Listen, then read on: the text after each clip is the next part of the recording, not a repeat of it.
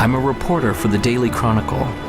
If there's one thing that I've learned throughout my years as a reporter, it's that the end of the story is rarely the end of the story.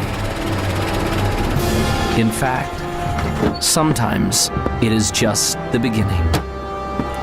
This is a story that was the beginning for me. Although we only met for a brief moment and there was only one word exchanged between us, my life was changed forever. Hello, I'm the reporter from the Chronicle. Come in. Thank you. The interview was with Vincenzo Vivaldi, the world's foremost violinist and composer. I admit I didn't know much about him, but I had my questions at the ready. How did he become such a success? How did he create such a legacy? And what inspired him to learn the violin?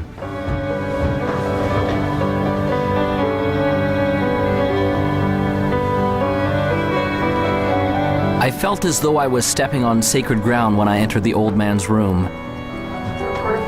I could feel that his time to depart was drawing nigh.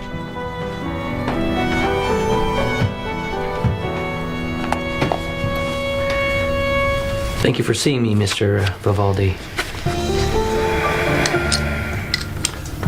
For our readers, what would be the one key factor in achieving all of your great and grand accomplishments?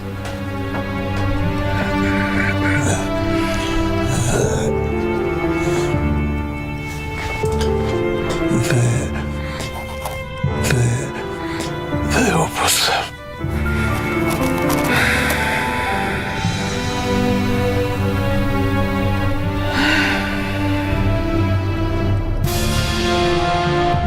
Those were the last words he ever spoke.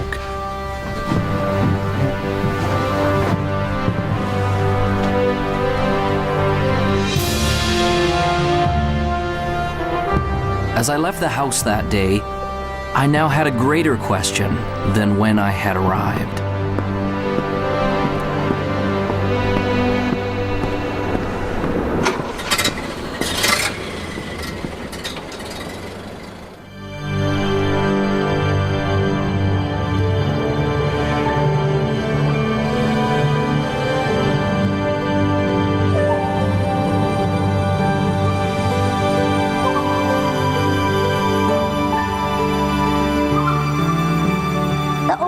Is a composer's greatest work, and the Opus is about us becoming the most amazing, magnificent, extraordinary human beings that we were meant to be.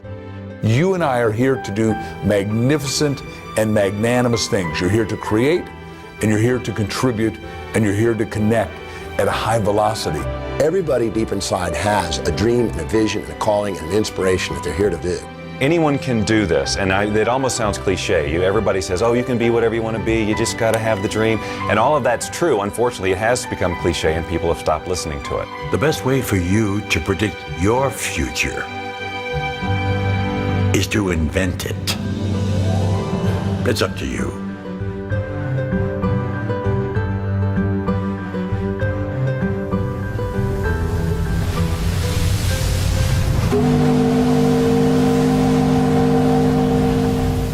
Vincenzo came to America when he was 7 years old.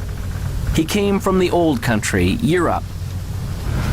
When he got on board the boat that would take him to America, he had no idea he was about to encounter two things that would change his life forever. One was a new country. The other was a teacher and a violin.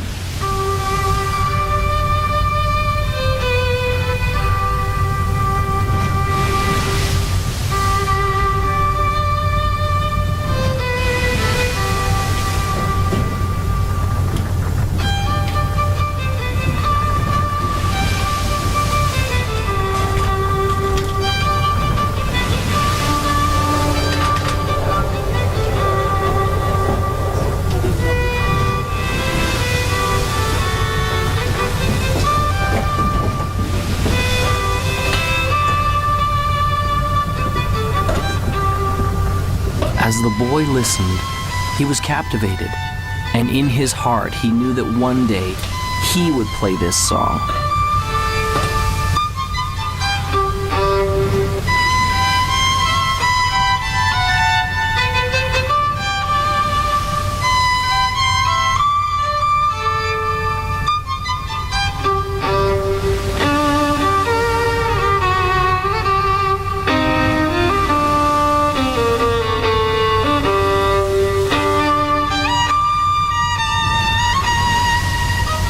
Vincenzo said that he wanted to play like that one day. Do you really believe that? Do you really believe you can? The old man asked. The young boy replied, yes. That is the key to unlocking your opus. The old man smiled and told him that he had just begun on the road to becoming great. He gave Vincenzo a notebook and told him to write down exactly what he wanted and to keep the book with him always. Vincenzo wrote that one day he would become one of the greatest violinists the world had ever known. The old man put his hand on the boy's shoulder. When you get there, don't stop. Remember, your opus isn't what you do. It will be the legacy of what you've become. Vincenzo did not understand. The old master smiled and said, one day you will.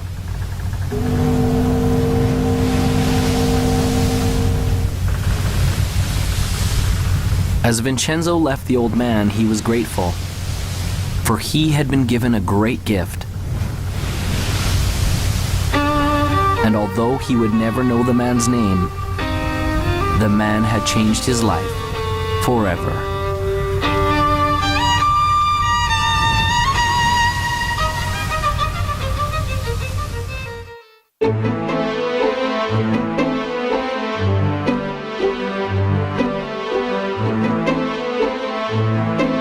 Vision is all about who you've decided to be, as if you had a magic wand that you could wave over your life, that you could actually be and do and have everything that's important to you, where you could be fulfilled and you could be in rich relationships and you could be abundant, attracting wealth and all the great things that we all want in life. You know, you can start your, if you will, your path at a very early age or start it much later in life. I don't think it really matters when you start. But I think what you should trying to be thinking about and looking for is something you just love to do. Something that really gives you energy. You've got a passion and that you feel you can commit yourself to. Some people get into vision and purpose and they make it so huge, or they think it has to be so big that they scare themselves and they almost freeze themselves. They don't come up with anything. Your vitality in life is directly proportionate to the vividness of your vision. And when you have a clear vision, magnetic things occur, and you draw into your life amazing synchronicities. People, places, things, ideas, and events start to synchronize in your life to help you fulfill your vision. The law of attraction just says that anything we think, feel, say, and do, we attract to us. So we're always creating through what we're putting out in our thoughts, our feelings, our words, and our actions. A very common misconception about the law of attraction, people learning it, is that it's all about positive thinking, and it is not. Positive thinking is obviously, probably more beneficial than negative thinking, sustained negative thinking.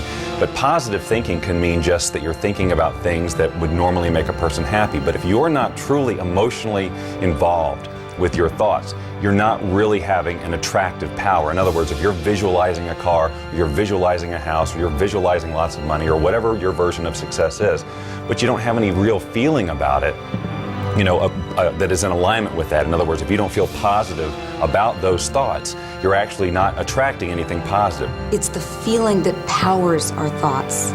The Institute of Heart Math, which is the most widely recognized research institute on the heart, has shown that our hearts have an energy field around them that's 5,000 times more powerful than our brains.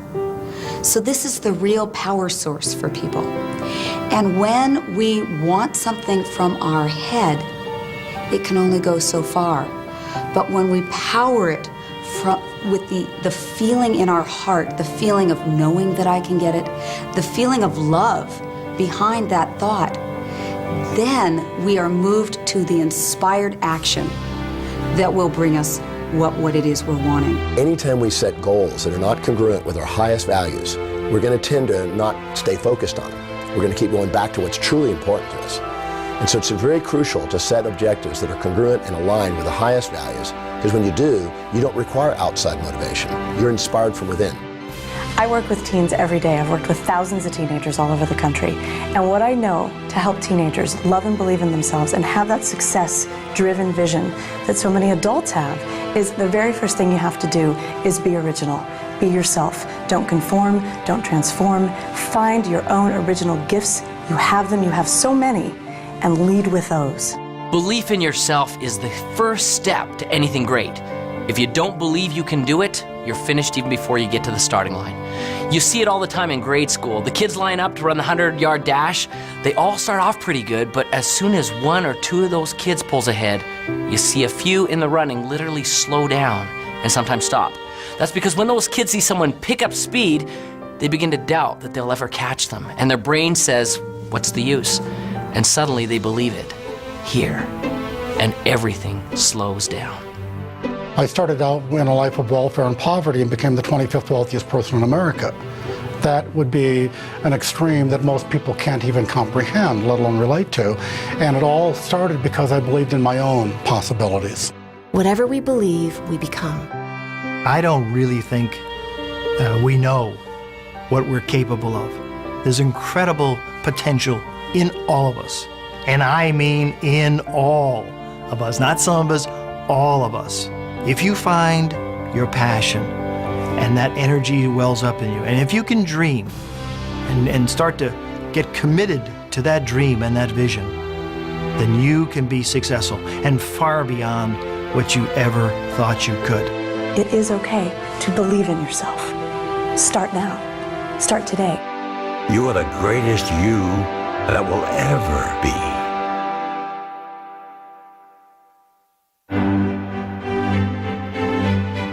Vincenzo had set a goal. He began to see it powerfully and perfectly. It became real.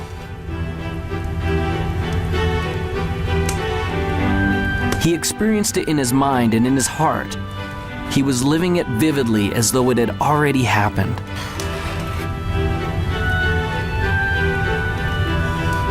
This gave him the momentum to begin.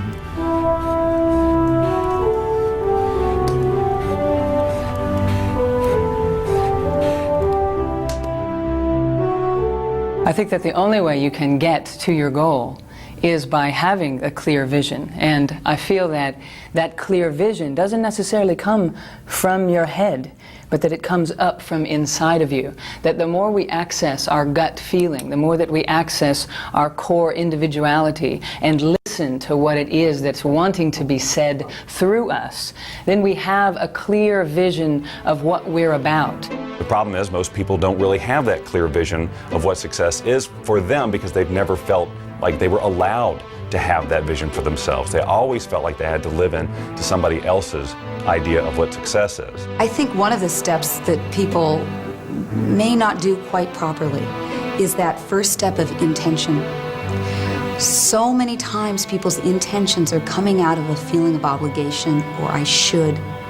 When I find that people really stop, which is a hard thing to do in our society, to stop, but it's the thing that is most required for us to stop and turn inward. Someone asked me one day, if you could have anything that you wanted, if you could have your dream life, if it could look any way that you wanted it to look, what would it be? And I was stumped because I was so used to being good at responding to my difficult circumstances that I even honored myself for being able to make the best of a bad situation. So I would constantly have to wait for bad situations to come around in order to identify who I was and to feel my strength to be able to go out there and do something. And so when someone asked me, well, if you could just be on the front side of something like that and just have it be whatever you would want it to be, what would it be?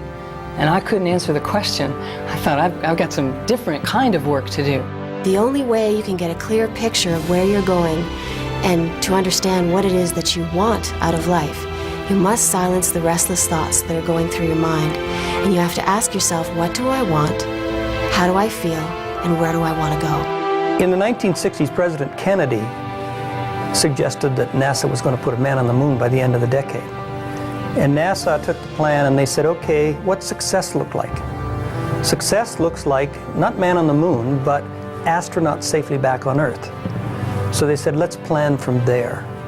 So there's a group of scientists who looked forward to success and said, let's work backwards and put the plan in place. Now the problem most of us have is we don't have a clear vision of what success is. I started thinking about the creative process of living your life as it relates to creating music, because I enjoy creating music and I always have.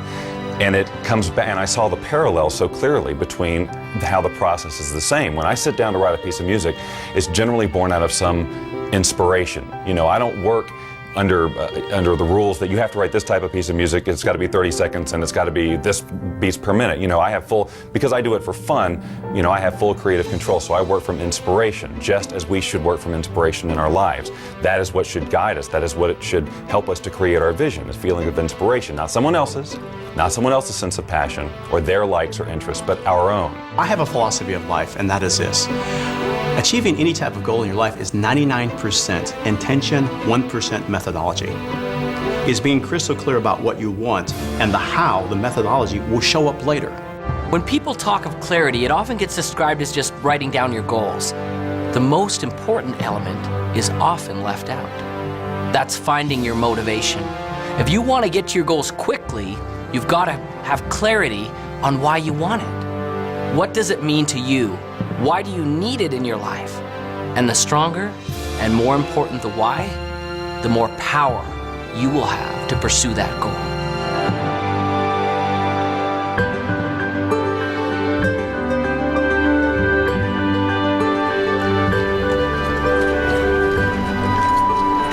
Finally, the opportunity came for Vincenzo to have his violin. The moment he saw it, he knew that he had to have it. A loving mother felt the same way.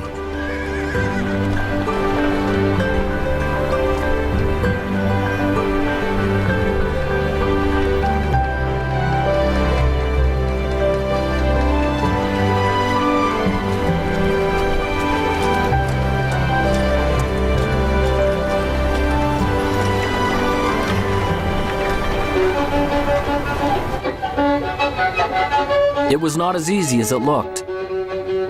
But Vincenzo had made a decision and a commitment that he would learn to master this instrument no matter what.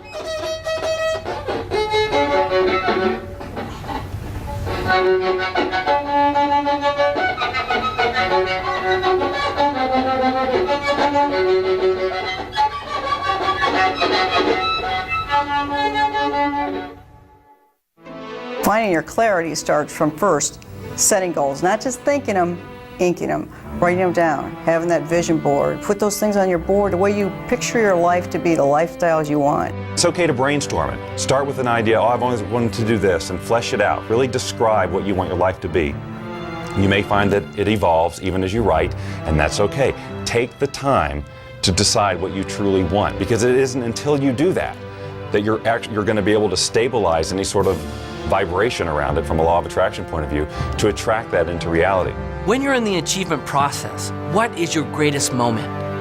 Some people think that it's when you're at the finish line or at the top of the mountain peak or when your bank account has finally reached that bulging, overflowing amount. If those are your goals, then those moments when you get there may be exciting. There's no doubt about that. But that isn't your greatest moment. Your greatest moment can be measured by three things that make it great. What moment will have the longest effect on your future life? What moment will carry the greatest future consequences? And which moment will have the farthest reaching impact on you and those around you? Your greatest moment, therefore, becomes the moment that you decide. Decision changes everything.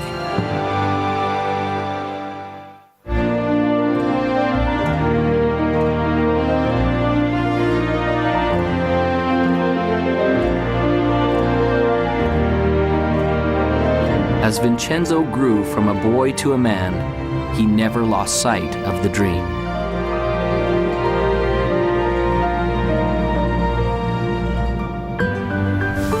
Vincenzo worked and saved his money to pay for lessons for his violin. He's doing it again. Thinking about everything except what he's supposed to be doing.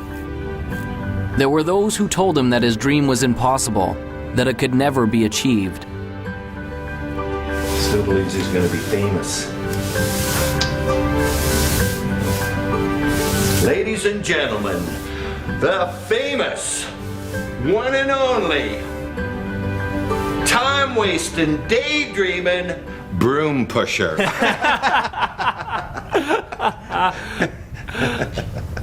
But he remembered the words of the old master on the boat. Do you really believe you can? That is the key to unlocking your opus. Vincenzo! Sweep the floor, boy, sweep! Vincenzo gained courage and continued forward.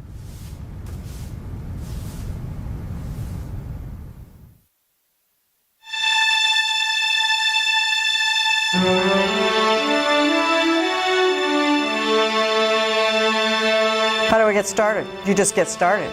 Most people wait. They're waiting for their time. Wait till I know more. Wait till I do more. Wait till I learn more. Wait till my time is right. Your time is now. So just get started. You can't sit on the couch and eat potato chips and expect things to happen. You visualize and you materialize, yes, but you must act. A mediocre plan today is far better than a perfect plan tomorrow, because tomorrow never comes. We all know that New Year's resolutions last 30 days or 3 weeks or 3 days or for some people 3 hours. And that's a result of this great commitment. And what I want people to do is to step back and, interestingly enough, to essentially dial it down. Focus on what you can do, not what you could do. If you can't get the big picture, start with the small stuff. A decision isn't something you take lightly. It isn't a wish or simply saying, I'd like to. There will be no power in it until you say with clarity, I will do it, and attach that commitment to some action. What will you do to get things started? I'm a big believer in planning, partly because my first career was in the television industry. And if you don't plan a program, you're asking for a disaster. And that's not to say that you set a plan down that's absolutely rigid, but you put a plan down that you can then change and adjust as you need to when you're going through the production. Same thing with the writing of the music. I start with an end in mind in terms of how I want to feel, but I don't have every note already written in my head. That's what makes this process so fun and creative, because the minute you feel like you have to go here because that's where you said you were going to go in the first place, the song has to sound like this because that was my original vision, you cut off all sorts of possibility. You don't have to know everything before you get started. Top achievers never have all the answers, and they also don't wait for all the answers to come until they get started. They just get started. They don't let questions paralyze them. They understand how to face the unknown and have the courage to do new things without all the answers. They know that the answers will come, and they adjust their course with each step forward that they take. Most of the answers come in the action, not in the calculating. You've got to learn that too. When you're up against the unknown, remember this phrase. Top achievers are not perfectionists. They're improvisers. Get started. It's hard to start. It's scary. And I know I've seen in my own life that some people they're just waiting for everything to be perfect. There is no perfect time. You never have a perfect plan. But you need to move forward. If you're convinced and you're passionate, it will develop. Have some faith. It can happen. It will happen. You got to stay positive, but you got to keep moving forward. And you got to keep moving forward knowing you don't have all the answers. I wanted to be a fighter pilot my entire life, but back in 1986, there was an experience which pretty much dashed my hopes up against the rocks. Back in 1986, the movie Top Gun came out, and you'd think that would be a source of motivation for me, but really what it was everybody else at that point now wanted to do the same thing that I wanted to do. Everyone wanted to become a fighter pilot because they all wanted to be just like Maverick. And what I knew back then was I was a pretty average guy. I knew that the people who were ahead of me were smarter, faster, they were stronger, and I thought, man, I'm not going to be able to do this anymore because all these people now want to do what I want to do. You know, we're being honest here, so I'll just tell you, I failed kindergarten. And I don't know if you know what it takes to pass kindergarten, but you basically need to be able to stack blocks and not eat glue, okay? That's pretty much about it. So I failed kindergarten. I know that I'm a pretty average guy, okay? And I look at all these people who are ahead of me and I'm thinking, man, there's no way I'm going to be able to make it. But you know, I followed through with my dreams and I pressed on. And what I realized through that experience was that I may have been in the 5th percentile on the bottom, but the 95% of the people who were above me never took any action. Often people have a great idea and they get excited about it and they go, wow, I'm gonna go do this. But you know something? They don't do it. They think about it, they get excited about it, maybe for an hour, maybe for a day, maybe even for a week or a month, but it dies. They don't take action. They're really not committed. They're really not passionate for it. It's like a passing idea. And so one of the things to be successful, one of the most important things to be successful is, okay, you've got a dream, you've got a vision, you've got plans, and now you've got to go for it. If you believe in something fully, you take action. I always tell people the last 6 letters of the word attraction spell action. And most people are focusing on this part and they're not doing the doingness. So when you believe that it's going to happen and you're visualizing clearly and you're holding all that energy, what'll happen is you'll start attracting to you not necessarily the car, but opportunities, strategies, resources, books, etc. that will come into your life. If you don't take action, you won't get the results. You must take action. It may be very small, it may be very big. It's what I call inspired action because it's something that's coming from within you. You get a little knock at the door that says, attend this seminar, go to this movie, buy this particular book, whatever it happens to be. Your part in this co-creation process is to do it. I was successful really in a lot of ways just because I went and did it. I took action. And so you're sitting here today, you've got a dream, you've got a goal, you've got an aspiration, you might have an invention, $1 million idea. And what's sitting between you and the execution of your dreams can be simply summed up in this: take action, implement. You grab the bull by the horns, you put the throttles up in afterburner, you live your life at the edge of the envelope, and you will be successful.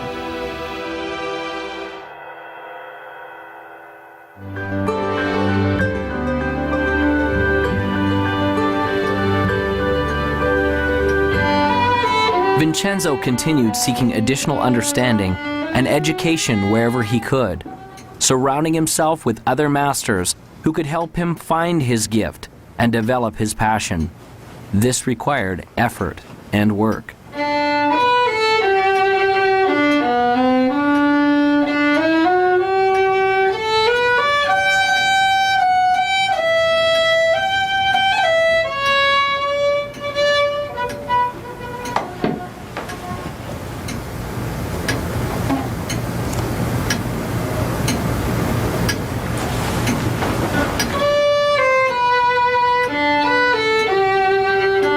As he practiced and persevered, his skills became more fine-tuned, and the instrument began to sing.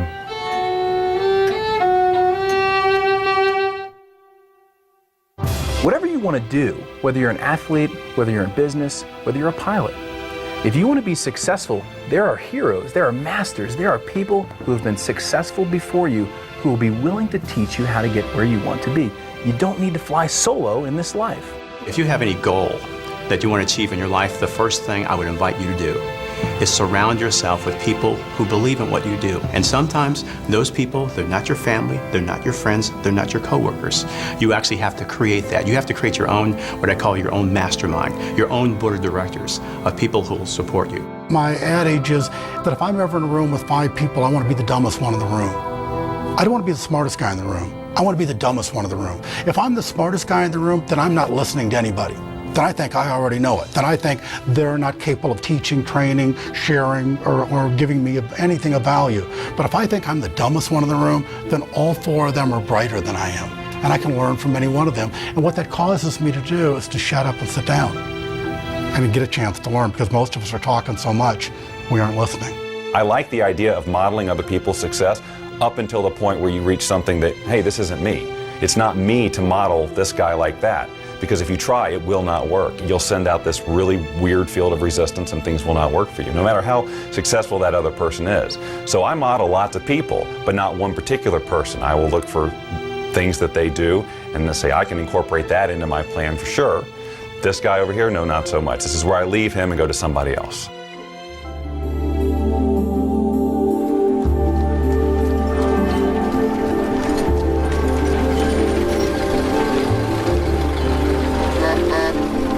Whenever there is greatness, there is also adversity. When we work, there will be obstacles. Vincenzo's obstacle came when he turned 17. One day, as he was walking to his teacher's to practice his violin, he found that his vision began to blur. Soon, there were great dark spots appearing before his eyes. And one day, he woke up totally blind. He could not see. This proved to be a big adversity.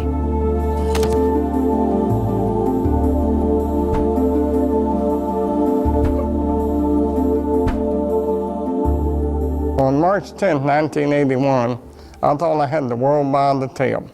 I was Mr. Egotistical. I was self-centered. I was center of the whole universe, and so I thought. I was very successful. I'd gone into the life insurance business, making a lot of money. Had a nice home, had a nice car, had a wife. You know, I was living the American dream, and so I thought. And then I went and bought myself an airplane. The next day I took off in that airplane for a little pleasure trip just to check it out. Then in that day, my whole life changed. I had a power failure. When I was landing, the engine failed. I had some power lines and crashed. I was just entering my senior year, and I wasn't really going out much. We had moved to a new town, and I was feeling a bit awkward in my skin. I went out, and I met someone. I thought, oh, he's the one, and ended up pregnant in my senior year. And if you want to be judged, I was going into a school where there were nuns, and they were convinced, and so was my entire school system, that found out I was pregnant in my senior year, that I was going to go to someplace with the letter H and 3 letters that followed. And it took me a long time to regain my self-esteem. And so my life started out as a pregnant teenage runaway. When I was born, my parents didn't know that I was didn't think that I was gonna be a little person, of course. So that was a big surprise. And they had some difficulty with it, some challenges with it. Then I went off to school, and I had challenges with kids there, teasing me, calling me names, stuff like that. 4 days later, I woke up in the hospital.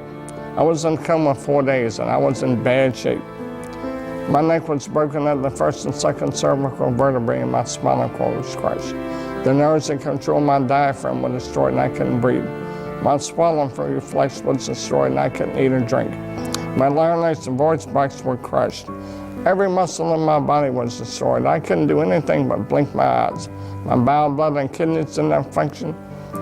I lay there for 8 months in that hospital. All I could do was blink my eyes. The doctor said it was hopeless. I prayed that I could learn something through this experience, and maybe one day I could help others through it.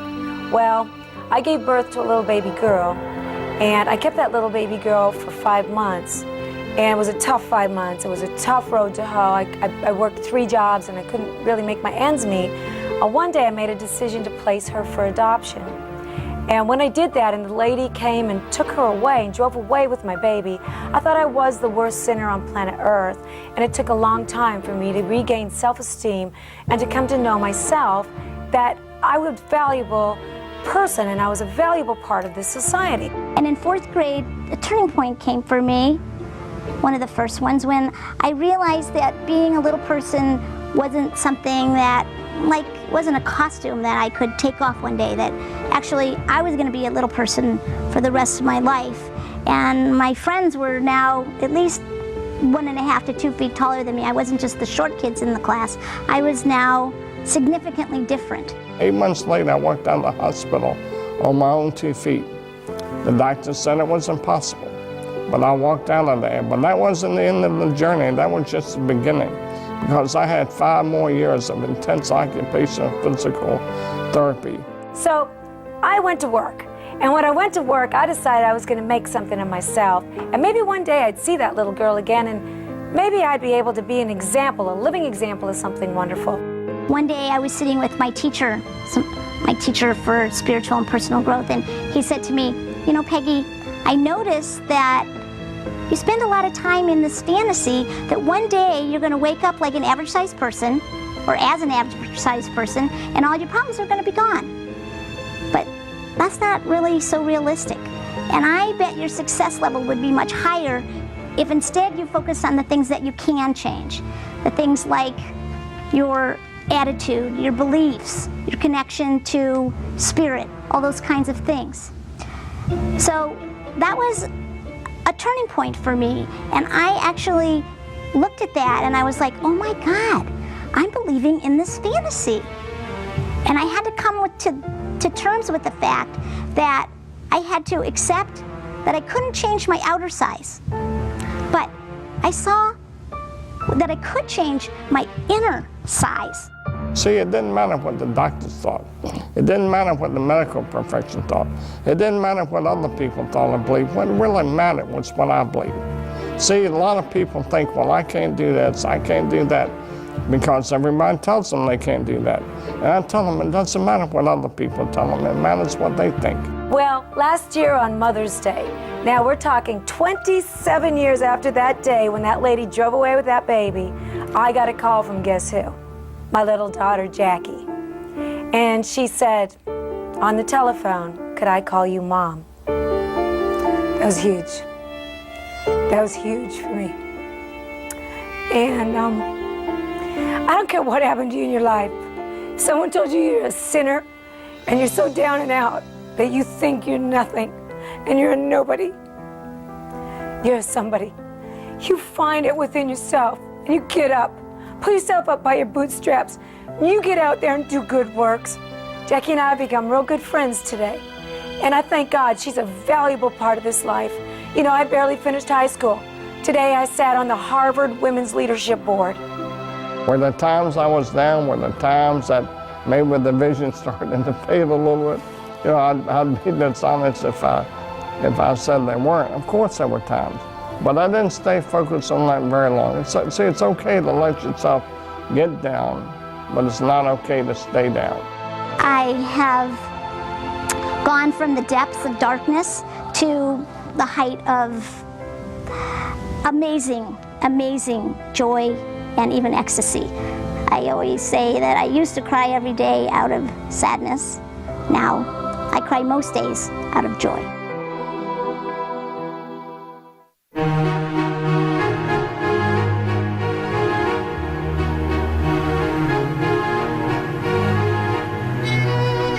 Vincenzo continued to practice his instrument. But it was much harder now. The music didn't come as easily. Often the notes didn't sound right. Often the people near him told him he was failing. He began to feel like he was failing.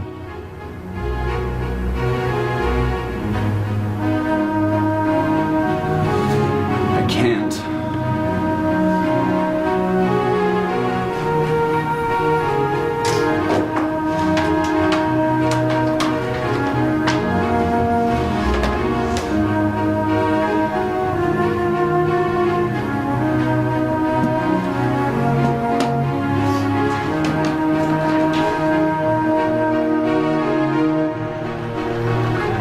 Vincenzo had given up.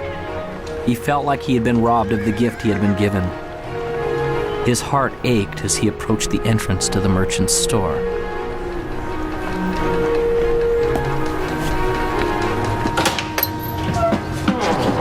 Hi, Vincenzo.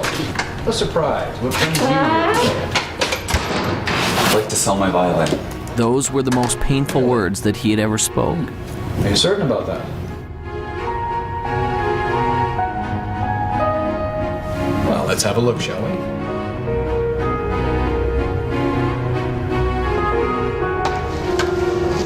Oh my. Isn't this the same violin I sold you many years ago? And you want to bring it back to me? Yes, I do. Well, I'm certain you've kept it in fine condition. But I really have to know that it works. So, would you do me a small favor, Vincenzo? What's that? I wonder if you would play a little bit for me, Vincenzo. I don't have my music with me. Sometimes we don't need sheet music. Sometimes music is in the soul. So, This one's for me. Reluctantly, Vincenzo took the violin and, placing it properly in position under his chin, he began to play.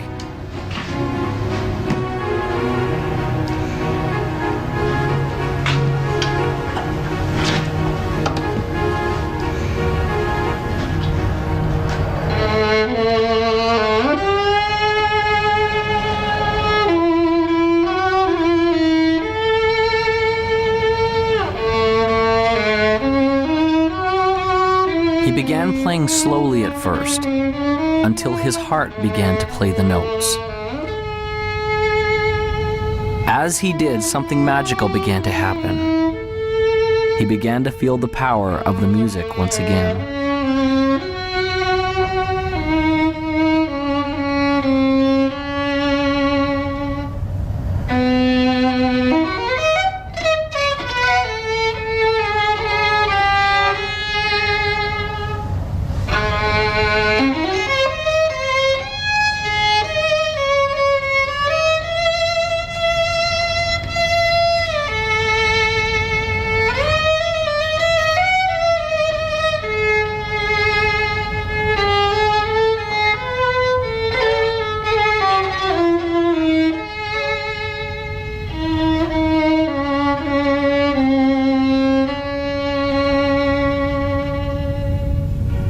When he had finished, a change had taken place, and there was hope.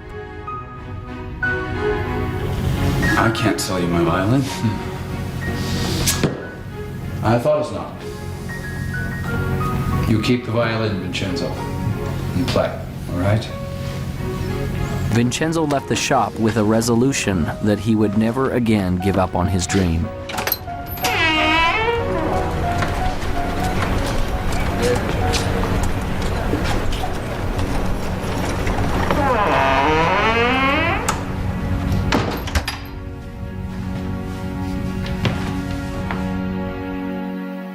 Everybody experiences failure, and if you haven't, it's just because you haven't done anything new. Because everything new requires failure, it's just a fact. In education, there's a term designated for new learners. It's called the J-curve, a J. When we start, we may begin here. As we begin to implement the new experience or information in our life, we initially struggle, or perhaps even fail.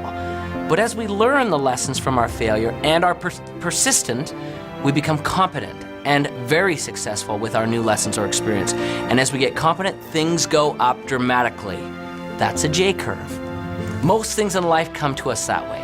So as we encounter feelings of frustration, we need to understand that it's normal, and we will get through it if we persevere. There was a software executive who made a huge error, costing the company millions of dollars. And this is a true story. Millions of dollars at this one mistake or one failure he had made. So he went in, he was called in to see the chairman and the CEO. And of course he brought his resignation letter. And he handed it to the chairman. And the chairman said, what are you doing? We just spent millions of dollars educating you. You can't leave us now. Now, not every employer is going to be that compassionate, but the universe is. Every one of us gets rejected, and what you and I need to do as individuals is reject rejection. Make yourself rejection-proof. When Jack and I started Chicken Soup, we spent 3 years writing it, and we tried to sell it. We went to New York with a great agent, and 33 publishers all said, hit the road, Jack. And then we went to the BEA, Book Expo of America, and we went booth to booth to booth to booth, and 144 people, sum totally, said, buzz off, you guys, that's sappy little stories. They're never going to sell. They're too nice. The secret word that every winner knows is called NEXT, next. You're going to meet obstacles. You're going to see adversity. It's going to happen to you. I guarantee it. So what gets you through it? It's your passion, it's your energy, it's your commitment to this game plan. And wow, it can be very, very exciting. I have never met a successful person who hasn't failed. Never. Not in the course of my lifetime, not in the course of my reading, not in the course of my studying, not in the course of mankind. Have I ever met a successful person who hasn't failed? Now, the difference between successful people and people who are unsuccessful, because we all will fail, is successful people learn how to deal with failures. They learn how to accept it and embrace it and understand it and learn from it. And it doesn't become a negative to them. It becomes a learning. It becomes an education. It's a tuition they paid for the education they got. You get a challenge or something you think is a setback. It's only a setback in your initial perception, and only when you don't stop and look at how it could serve you. See, the master is the one that takes whatever happens in their life, supportive or challenging, and asks how does it serve them and their mission. Because it's never what happens on the outside, it's always how you perceive what's up on the outside. So if you can take a challenge and you say, okay, so how am I going to use this to my greatest advantage, and what are the benefits that I'm going to get from this, and how is it going to help me fulfill my highest values, and how is it going to actually give me a step forward? If you ask that question and answer that question, it's not an obstacle. An obstacle is only when you've chosen to see only the drawbacks without the opportunities. Some people are so worried about failing, they don't start. And so one of my friends says, you don't have to get it perfect, just get it started. And then in the process of doing it, you will learn. What is failure? That's easy. It's not trying. It's not getting in the game. It is thinking about it and not doing. You know, you cannot fail if you try, if you get into the game. You know, I like to use the analogy of a missile. When I shoot a missile off of my airplane, all missiles initially, they just come off straight. And any engineer will tell you that a missile actually requires mistakes. It actually requires errors in order to become successful at hitting its target. And so as a missile comes off the airplane, if you've got a plane that's going in this direction, the missile comes off and it sees that the airplane that you're trying to shoot at is going this way. It sees that it needs to correct that way, and it makes a correction. Then it makes a smaller correction. Then it makes a smaller correction, and next thing you know, it hits the target. The same is true with us. You know, we've all got dreams. We all have a target, and we all have goals. A failure-minded person goes down the road towards their goals. They hit that first obstacle, and they go, I'm a failure. I always fail. And they turn around and they give up their dreams. A success-minded person hits that first obstacle, and they go, you know what, I'm going to be successful, and they make a correction just like that missile. They hit the next obstacle and they make a little bit other correction, just like that missile. And next thing you know, they find that they've zigzagged their way to their target, to success. When I was learning to walk, my parents didn't say, oh, Jack failed after 7 tries, let's give up. They said, just, you know, keep coming, boy. However long it takes, you're going to make it. And for me, I've read so many stories about, you know, Thomas Edison, who had 10,000 experiments to invent a light bulb. And when someone said, you failed 10,000 times, he says, no, I never failed once. He said, I invented the light bulb. It just happened to be a 10,000-step process. You're going to have some setbacks in life, some challenges, some difficulties. And those are the days which really test what happens. Maya Angelou says it like this: if there's something in your life you don't like, change it. But if you cannot change it, change your attitude. That is why it's critical for you to work on your attitude and thought, to have a reservoir from which to draw from before you need it, because you're going to have some days which test you, which try you, which really push you to the edge. And those are the days that you need to make sure that you have a positive outlook, a positive inlook, and a positive uplook.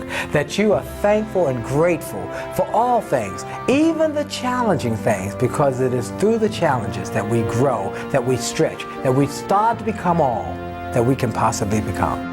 In our society, so often we focus on problems and obstacles and challenges and failures. And those kind of things paralyze us. They cause us to stop because we can't really see beyond that. But the truth of the matter is, if we look carefully, we'd see very clearly there is no such thing as a problem. Everything is a puzzle. And there are answers to puzzles. So when you run up against something that you're not sure of, doesn't mean it's a problem. Doesn't mean you can't get around it. You just need to find the right answer for that puzzle. I've decided that every single thing that happens is a success. Everything. There's a learning experience, maybe I achieved whatever the goal was, but I'm going to go after something else. I just learn, grow, and go.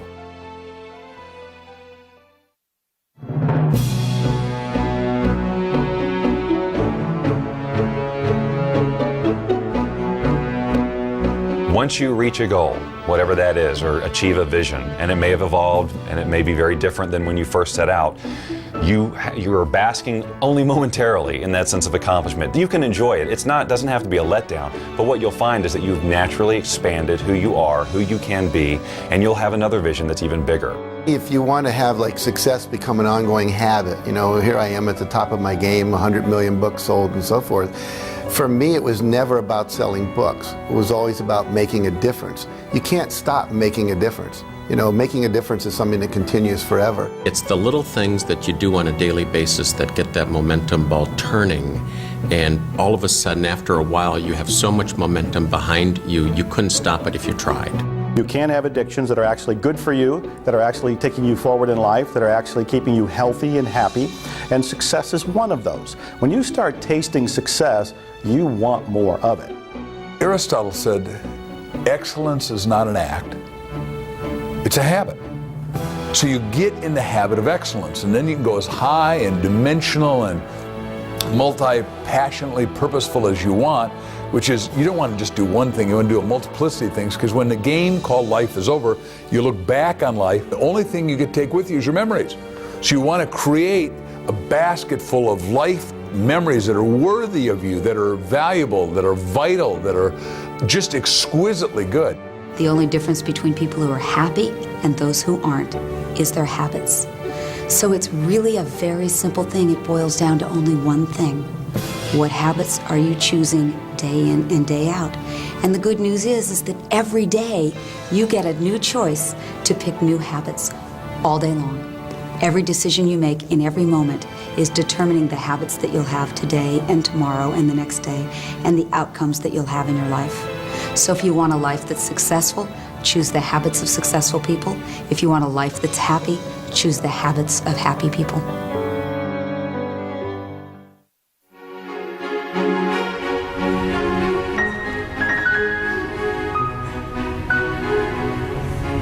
Well, thank you all for coming tonight. It's a pleasure to know you're out there. I'm going to be playing a piece. Slowly, Vincenzo was offered opportunities to perform his music at local venues. Although these locations were not ultimately where Vincenzo wanted to be, he poured his heart into each of these performances. Each of them was a step in the right direction, and he let his passion shine through from the beginning.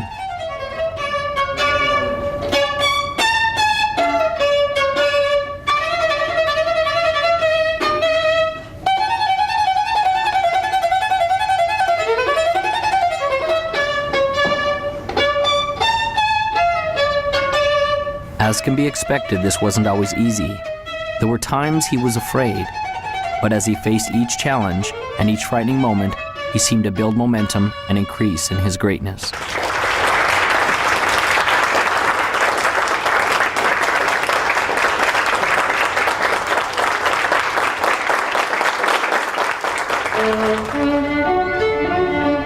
Vincenzo gained a reputation as a passionate musician, and his gift grew. Doors opened for him to begin to play with other masters. Soon, Vincenzo was playing in the most grand concert halls of all. His dream to play was fulfilled. His opus had arrived. But was the journey complete? There was the question the old master had asked him that he still yearned to understand. Your opus isn't just what you do, it will be the legacy of what you have become. Vincenzo thought in his mind often about what this could mean. Was this the legacy of the man he had become? The man who played in the largest concert halls? The man who commanded the respect of the other musicians? The man who composed and wrote the grand symphonies? The man who people adored and loved as the master violinist? Vincenzo still didn't understand.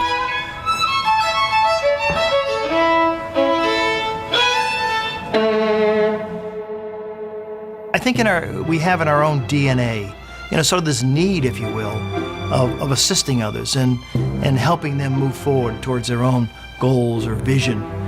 And some of the greatest rewards in my life have been watching the success of others that I have been associated with.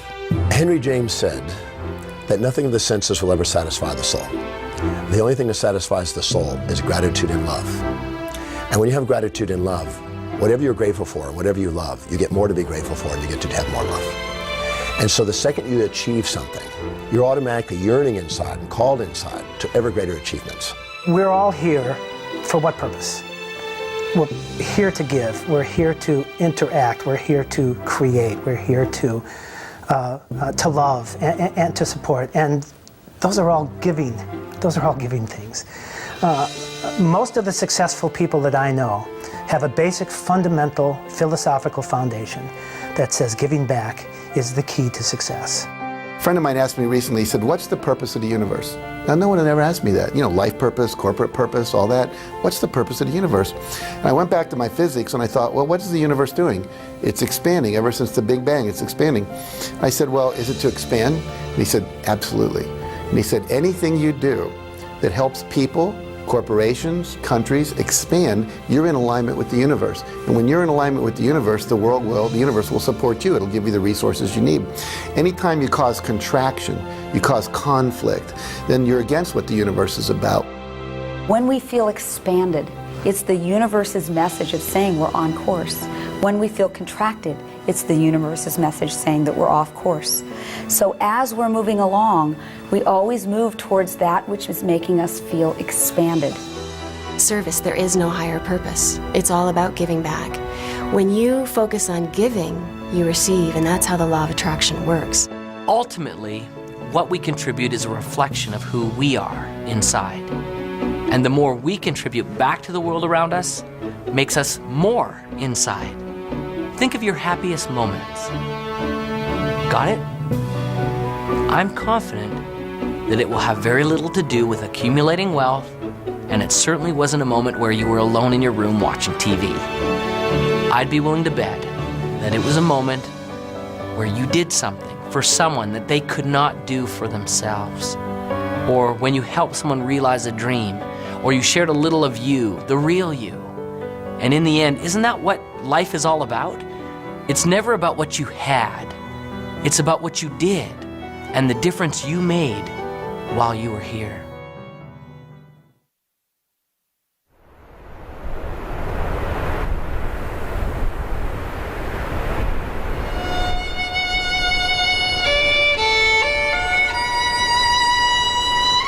Your opus isn't just what you do. It will be the legacy of what you have become. Vincenzo still didn't understand. Then the lesson came as he was playing his violin in the park alone.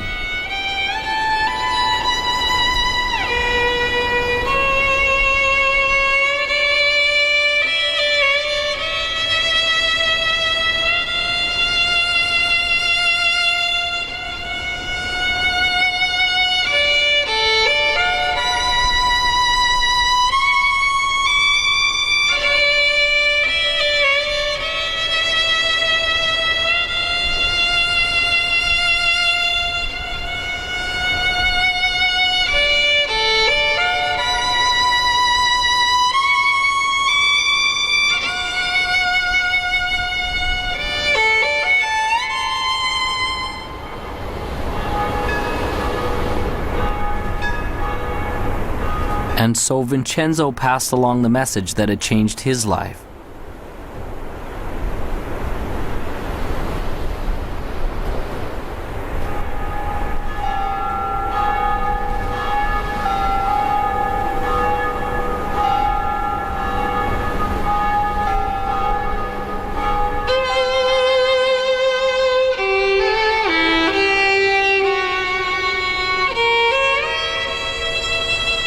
As the boy walked away in the snow, Vincenzo finally understood. It was almost as if the voice of his old friend, the master, came to him. Remember, your opus isn't just what you do. It will be the legacy of what you have become. Imagine, if you would, a hot summer day in the year 1944. Campus, Morehouse College. Dr. Benjamin Mays, the president of the college, sits at his desk. There's a knock at the door. He says, "Come in." He sees the door swing open and a man and a teenager are in the doorway. He runs to grab the hand of the man, Martin Luther King Sr., Daddy King. Daddy King steps in and says, "Dr. Mays, I'm not going to take a lot of your time. I just came to introduce you to my son, Marty." We call him ML. His real name is Martin Luther King Jr. He's 15. He's going to college here in the fall. Very bright boy. But he's missing something, and I need a big favor. No, I don't need tuition that's bigger than that. No, I don't need room and board that's more critical than that. I came to ask you, would you teach my son how to dream? Please teach my boy how to dream. And Dr. Mays gave young Marty a piece and said, young man, read this piece every day and it'll change your life. And he read it and it changed his life. And I got hold of it and I started reading it and it changed my life. It's so profound yet so simple. It simply reads, it must be borne in mind that the tragedy of life does not lie in not reaching your goals. No, no, no. The tragedy lies in not having a goal to reach for. It is not a calamity to die with your dreams unfulfilled, but it is a calamity not to dream. It is not a disaster to be unable to capture your ideals, but it is a disaster to have no ideals to capture. It is not a disgrace not to reach the stars, but it is a disgrace to have no stars to reach for. Not failure, but low aim is sin. You've got to dream big dreams, impossible dreams, dreams that will make a difference, leave a legacy, and a dream that will be your opus, your reason for coming to this planet. I truly believe that all of us are very special. We all have some unique, different, wonderful qualities. We shouldn't compare ourselves to others and say, well, they're so much better. We need to find our own special gifts. And as you find those gifts and you become passionate about those gifts, you move towards those gifts and take action. So if you've been watching the Opus, the time is now to take action. No more praying, no more wishing, no more hoping that great things will happen to you. Move forward, take action, become successful. We are all creating our own opus. We will all leave that legacy. You come to the end of your life knowing that you have lived from the inspiration of your heart and that you've lived a life of love and of joy and of happiness. Because I tell you, you can achieve success in life and that doesn't guarantee happiness. We have to come from love and from that inspiration of why am I here, and you'll be happy and you'll be successful. You know in your heart that you want to do something. It might be open a business, it might be open a service, it might be write a book, it might be do any number of things. It's unique to you, but you haven't done it yet. You now have the beginning of some motivation. Your heart is pumping a little faster. The sweat is on your brow because you are excited about this. I want you to take action. I want you to go out there and do something. I want you to dare something worthy. I want to be able to say at the end of my life, did I do everything I could with everything I was given? I want to be able to say absolutely. So it's never done. As long as you're green, you're growing. As soon as you're ripe, you're raw. The joy in your life, the passion in your life, and the success in your life will come when you're brave enough to say, this is me, and then go be that person. Most people tiptoe through life hoping they make it safely to death. And life is more than that. It's more than just tiptoeing from the time you're born to the time you die, making it from day to day. It's much more than that. But yet, most people never realize that. I know that I'm not just a body and a personality, that there's something much, much deeper and greater and actually magnificent inside of me, something extraordinary. And the more that I live from that place, the more that I'm able to see inside of other people that they're extraordinary, that they're awesome, that they're amazing. And the more and more I live from that place, the more I see that each moment of my life is amazing and magnificent. That is the gift that's come out of my challenge. That is my opus. Now you have the tools. You have a vision. You believe you can do it. You're clear and you know why you want it. You have a first action to get started with. You know where to go for help, and you know failure can't stop you, only slow you. You are the composer of your life, and your greatest moment is before you. It is decision. What will you decide to do now? What will your opus be?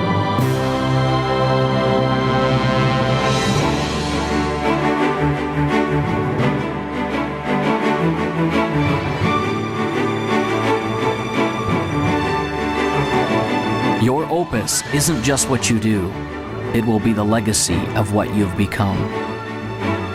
One of God's greatest requirements with lasting success is to teach the man who possesses it, to teach him about himself, and to allow him to contribute what he has been blessed with back to the world.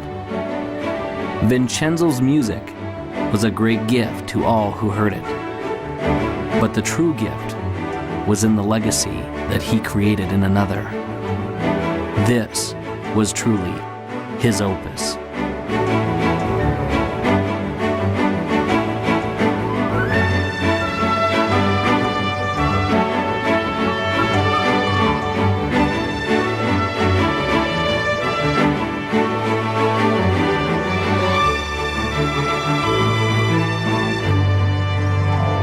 And now, as time passes, there's a question that each of us must ask ourselves.